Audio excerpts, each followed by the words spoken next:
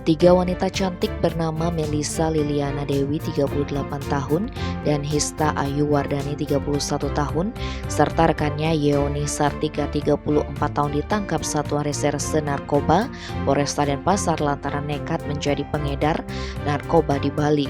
Dalam gelar kasus di Mapolresta Selasa 18 April, Kapolresta Denpasar Kombes Pol Bambang Yugo Pamungkas didampingi Kasat Narkoba Kompol Mirsa Gunawan menerangkan penangkapan kedua wanita ini merupakan hasil kegiatan kepolisian rutin yang ditingkatkan sepanjang Maret-April 2023.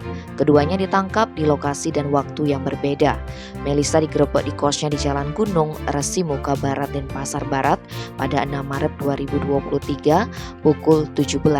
Kala itu Satres Narkoba Polresta Denpasar menyelidiki dugaan peredaran gelap narkoba ke kawasan tersebut hingga mendapati wanita kelahiran Surabaya itu dengan gerak-gerik mencurigakan di TKP. Tanpa buang waktu, petugas meringkus Melissa dan menggeledah kamarnya.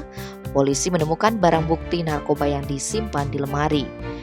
Saat diinterogasi, Melissa mengaku barang haram tersebut adalah milik dari seseorang yang biasa dipanggil Ketut Glogor. Tersangka berperan sebagai pengedar serta dijanjikan upah Rp50.000 setiap sekali tempel.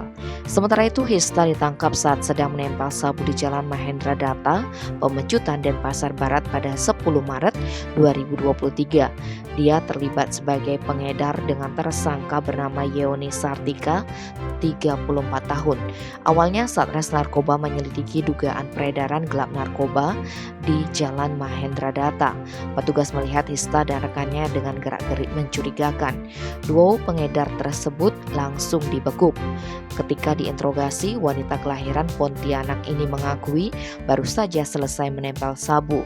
Dalam pemeriksaan, Hista dan rekannya mengakui narkoba tersebut adalah miliknya dari seorang yang biasa dipanggil Bos Naruto. Modusnya serupa dengan Melissa, yakni disuruh mengedar narkoba dengan upah Rp50.000 sekali tempel. Atas perbuatannya, para wanita cantik ini terancam pidana penjara paling singkat 5 tahun dan paling lama 20 tahun dan pidana denda paling sedikit Rp800 juta dan paling banyak Rp8 miliar. Tim Bali Express melaporkan.